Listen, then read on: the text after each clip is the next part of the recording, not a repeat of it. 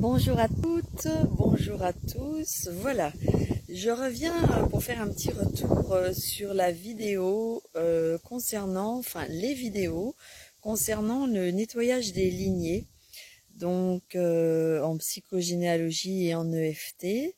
Un petit rayon de soleil qui arrive, ça fait du bien. En fait, voilà, c'est ça qu'il faut faire quand on travaille sur nos lignées, quand on fait de l'EFT. En fait, il faut se poser, il faut fermer les yeux, mettre bien les pieds au sol, enraciner, s'imaginer qu'on est comme un arbre, qu'on va puiser au fond du sol toute la nourriture dont on a besoin pour vivre ici et écouter ce qui se passe dans notre corps. En fait, il y a quelques personnes qui m'ont fait des retours de mal-être, de boules dans la gorge, de douleurs physiques qui avaient cessé ou qui avaient commencé. Et en fait, c'est vraiment le secret pour réussir ce nettoyage, cet alignement, cette transformation qui va nous donner plus de bonheur et de paix et accorder ainsi à nos lignées avant et après, à nos enfants, nos petits-enfants pour ceux qui en ont, une certaine paix et une vie différente. L'idée, c'est de se connecter à notre corps. Nous vivons bien souvent au-dessus de notre corps parce que nous y souffrons. Personnellement, j'ai découvert que j'avais un corps très très tardivement et en fait, c'est la maladie qui m'a fait me rappeler que j'avais un corps, qu'il avait des fonctions, qu'il travaillait très bien en cachette de moi, j'ai envie de dire, et que je ne lui avais pas donné la place qu'il lui fallait. La maladie m'a vraiment permis de prendre conscience de tous les petits morceaux de mon corps. J'ai eu en fait il y a 4 ans, suite à des événements de ma vie très douloureux, entre autres des séparations, des deuils, une maladie qui a commencé à se répandre dans mon corps, à toucher toutes les articulations, tous les organes, tous les tendons. On a pensé à la maladie de Lyme, à la sclérose en plaques. À l'heure d'aujourd'hui d'ailleurs, je ne sais toujours pas ce qui s'est passé. Et en fait, mis à part un diagnostic qu'on n'a pas trouvé, on n'a pas trouvé non plus un soulagement. Alors j'ai décidé d'écouter mon corps et en premier mon corps m'a dit qu'il fallait que j'arrête de manger certains aliments. Donc c'est ce que j'ai fait. J'ai supprimé le pain, le gluten, les laitages. En fait, c'est trouvé devant moi une petite palette de possibilités pour manger, pour me nourrir. Et là, j'ai cherché d'autres choses. J'ai suivi des cours de naturopathie. Je me suis tournée vers la nourriture sans viande aussi parce que mon corps en avait marre de la viande. Il faut savoir que je suis fille de charcutier à la base, donc à la maison quand j'étais enfant, eh bien mon père faisait tous les pâtés, tout ce qui concerne la charcuterie qu'on peut aimer ou moins aimer, et entre autres le saucisson avec une bonne baguette française et du bon beurre artisanal. Donc ça c'était vraiment mon péché mignon. Et en fait un jour mon corps a dit stop, et il a dit stop. Et j'ai vraiment décidé de l'écouter. C'était très très douloureux déjà de sentir toutes ces douleurs et que mon corps en fait se rappelait à moi et disait voilà je suis là. J'avais vécu beaucoup à faire des expériences dans ma tête. Même je pouvais sortir de mon corps, je me voyais comme au-dessus et je voyais mon corps. Un peu comme quand on dort, on est allongé. Ben moi j'étais au-dessus de ce corps et je regardais et je comprenais pas et je voyais pas ce qui se passait dedans. Sinon que quand je prenais conscience de mon corps, j'y voyais beaucoup de douleur, de souffrance. Toute la violence que j'avais vécue était encore là et me faisait vraiment mal. Et puis en 4 ans, j'ai réussi à pouvoir prendre contact avec mon corps, à lui dire bonjour et à le remercier. Donc j'ai fait des méditations de remerciement pour les fonctions de mon corps. J'ai accepté d'être touchée aussi, donc j'ai rencontré une personne merveilleuse qui m'a fait des massages en stimulant les méridiens de mon corps. Ça n'a pas toujours été très très agréable parce qu'il y a eu beaucoup de douleurs.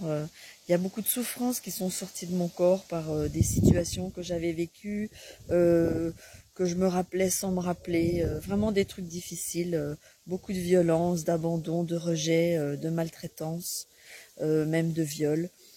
Et ça a été vraiment un long parcours. Aujourd'hui, j'arrive à vous. J'ai un peu pris ma maison, quoi. Je suis rentrée un peu dans ma maison, en fait, et finalement, c'est pas si moche. Il y fait bon. Je m'y trouve en sécurité. J'ai appris à ressentir le mouvement intérieur de mon corps. Ça, c'était grâce à une autre personne qui est aussi devenue mon amie, qui était à la base ma kiné. Puisque j'ai eu des gros problèmes de dos également, donc j'étais assez mal en point, pas pouvoir marcher, ni conduire la voiture. Enfin voilà, tout ça pour dire que quand il y a quelque chose qui se passe dans notre corps, c'est qu'il nous invite à écouter d'abord ce qu'il se passe. Alors en ce moment, avec le confinement, on est en train de se rendre compte qu'on ne peut plus tout contrôler. Avec le confinement, on se rend compte qu'en fait, on ne peut pas tout contrôler. On peut penser, imaginer sa vie, on avait des projets, on voulait faire des choses. Et au final, le confinement est vraiment une invitation à prendre conscience que nous ne pouvons pas tout contrôler, nous ne pouvons pas tout planifier, nous ne pouvons pas décider de tout. Et que le bonheur, en fait, réside dans le fait de lâcher prise, de s'adapter à ce qui se passe et à pas dire oh aujourd'hui il fait pas beau, ben moi ça va pas, je sais pas faire ceci. Ben ne faites peut-être pas des plantations dans votre jardin s'il pleut, mais vous pouvez toujours aller faire une balade en forêt. Je pense que le lâcher prise nous permet d'adapter la situation présente et d'en tirer du bonheur, un certain bien-être. Et nous n'avons pas du tout l'habitude, et avec le corps c'est la même chose. Nous avons, enfin moi je me rappelle quand j'étais complètement à ne plus pouvoir marcher, je suis allée faire une balade, et à l'entrée de là où je suis allée, c'était un parc animalier dans ma région. Il y avait des fauteuils roulants et j'ai carrément accepté de prendre un fauteuil roulant pour le faire. Je me suis pas dit non, je peux pas marcher donc je ne vais pas le faire. Quand je retrouverai mes jambes, je vais le faire. À ce moment-là, les médecins m'avaient dit que je ne remarcherai plus jamais.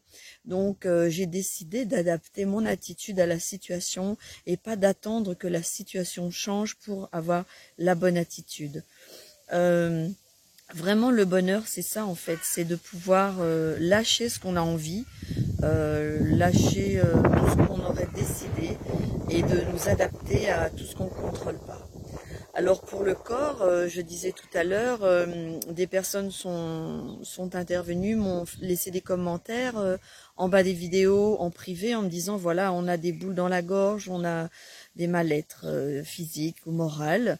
Et je dirais la solution, c'est de l'accueillir. Aussi douloureux que ça puisse être, accueillez ce que vous ressentez et c'est le début du changement et de la guérison. N'essayez pas de faire quelque chose qui va empêcher ce que vous êtes en train de ressentir. Si vous avez une boule dans l'estomac, ne mangez pas pour vous dire que la boule va disparaître. Ou si vous vous sentez seul, que vous sentez une angoisse, ne regardez pas seulement à la télévision en vous disant voilà, ça m'occupe, il y a quelqu'un qui me parle. Allez à la rencontre et pas à l'encontre de ce que vous êtes en train de ressortir. Par l'EFT, la psychogénéalogie, par plein d'autres outils, nous nous connectons à nous, à nos ancêtres, à ce qui est en nous, ce que nous portons, ce qui peut nous faire du mal, ce qui nous dérange. Et donc, si vous essayez de sortir tout ça et qu'après vous essayez de le re-rentrer, vous aurez encore plus mal. J'ai envie de dire, l'image elle va être un petit peu hard, mais c'est un peu comme les personnes anorexiques qui mangent et qui après vont se faire vomir. Et en fait, quand la nourriture repasse dans l'autre sens, on sait que de l'œsophage à la bouche, il y a tout qui est brûlé à cause des sucs gastriques et la digestion qui a commencé, il y a beaucoup d'acidité. Et donc en fait c'est un peu ça, c'est vous faire du bien, et ravaler vos émotions, bah, c'est vous refaire du mal. Donc vous ne sortirez jamais de ce cercle vicieux qui est dans votre vie. Donc allez à votre rythme, faites ce que vous pouvez parce que vous faites toujours de votre mieux. Soyez indulgent avec vous-même, accueillez-vous avec amour, aimez-vous comme vous voudriez que l'on vous aime. Souvent on attend des autres qu'ils nous donnent des choses que nous ne sommes pas capables de nous donner. Donc reconnectons-nous à nous-mêmes pour pouvoir nous donner ce dont nous avons besoin et ne pas l'attendre des autres. Donc accueillons-nous avec de l'amour, de la bienveillance. Quand vous avez une émotion, écrivez-la, faites des phrases et ensuite retapotez. Donc je vais vous montrer un exemple de phrase concernant une émotion qui pourrait venir. Donc je vais prendre, puisque c'est revenu très souvent, cette boule dans la gorge. Donc j'espère que vous m'entendez parce qu'il y a un petit peu de vent et que ça fera pas trop de mauvaises vibrations. En fait voilà, on pourrait dire avec une boule qui vient dans votre gorge suite au fait d'avoir travaillé sur votre lignée d'homme ou de femme. À quoi cela peut être dû? Est-ce que c'est nécessaire de le savoir?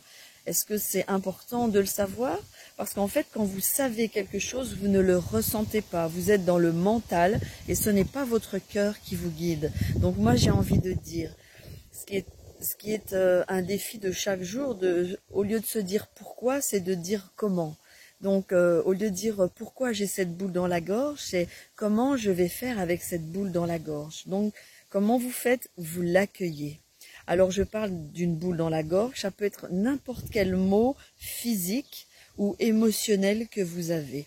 Alors, je vais essayer de placer ma tablette d'une façon différente parce que je voudrais avoir mes deux mains de libre puisque je vais vous montrer une autre façon de tapoter sur la main, sur le tranchant de la main, ce qu'on appelle le point karaté. Donc je vais un petit peu bouger en essayant. Voilà, j'ai trouvé une petite place en effet pour avoir les mains de libre comme je vous disais.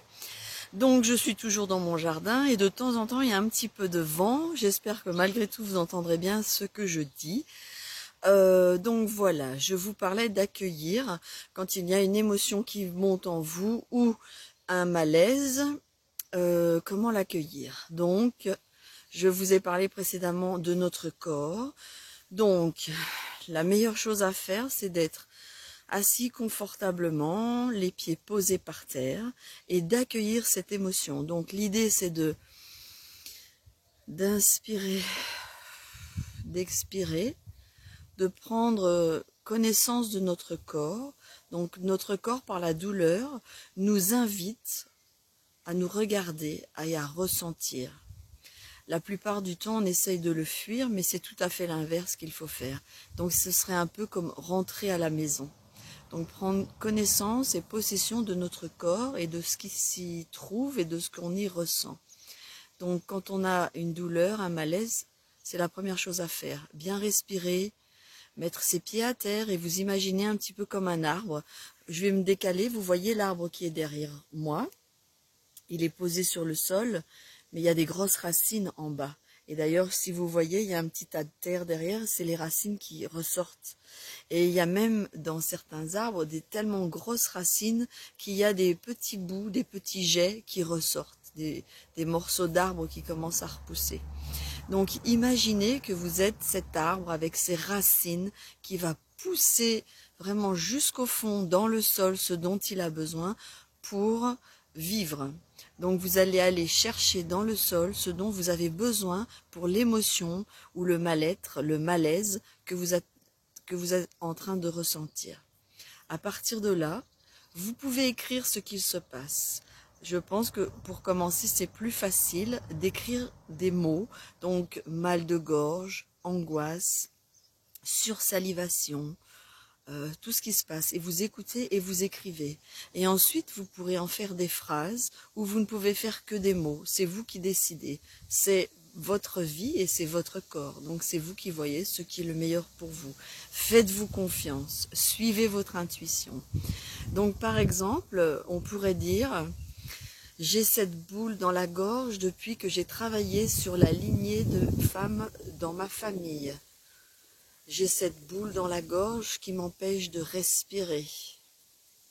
J'ai cette boule dans la gorge qui me fait saliver. J'ai une douleur dans la gorge qui est très désagréable. Je ne sais pas comment m'en débarrasser.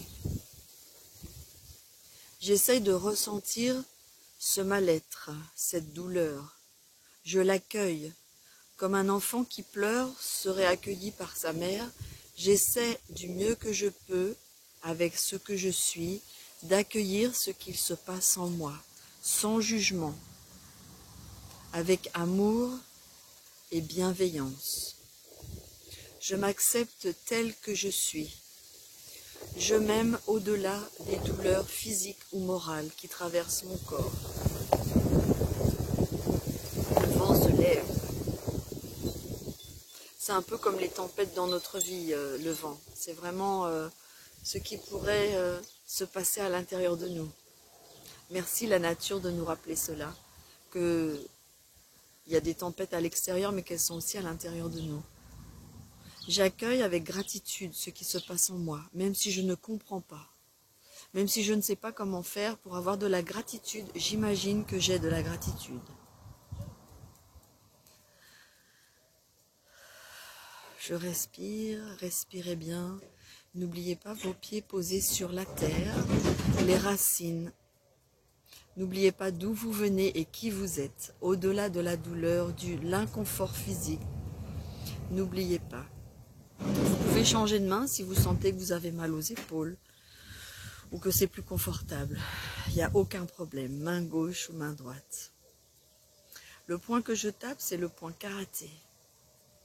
Parce qu'on l'utilise au karaté pour casser des briques ou des pierres. Je vous montre un aperçu de ce que vous pouvez faire quand vous avez un mal-être qui arrive. Vous l'accueillez sans jugement, avec amour, et vous remerciez. Même si vous n'y croyez pas à 100%, qu'avoir une douleur, ça a besoin d'être remercié, eh bien oui, une douleur, un mal-être, ça a besoin d'être remercié pour ce qu'il est. Comme le vent qui passe, il ne reste pas, il fait chasser les nuages. Et d'ailleurs, en vous le disant, il y a le soleil qui réapparaît. C'est assez incroyable cette vidéo quand même. Écrivez tout ce que vous ressentez et faites-en des phrases. Et avec les phrases que vous avez, vous faites les points, soit sur votre main, soit sur votre corps. Alors les points, à chaque fois que vous faites un point sur votre visage ou votre buste, vous faites une phrase. Donc, même si j'ai une douleur dans ma gorge, une douleur que je ne comprends pas, ou un quelconque malheur, je l'accepte. Je le regarde en face. Je ne suis pas lui. Cette douleur, donc là c'est le point sous le bras, cette douleur sous le sein ne me définit pas. C'est quelque chose que je ressens avec mon corps, parce que mon corps me parle. Quand il n'y a plus de mots M-O-T-S, il reste les mots M-A-U-X. J'accueille avec bienveillance, avec amour et gratitude qui je suis et comme je suis. Que ce soit une douleur physique, morale, émotionnelle, je ne juge pas. Je ne suis pas un tyran avec moi-même. J'accueille avec amour et bienveillance. Je vous remercie vraiment beaucoup d'avoir pris le temps de regarder cette vidéo. J'espère qu'elle pourra vous apporter quelques lumières pour savoir comment mieux travailler, autant en psychogénéalogie qu'en EFT. Et je vous dis à bientôt.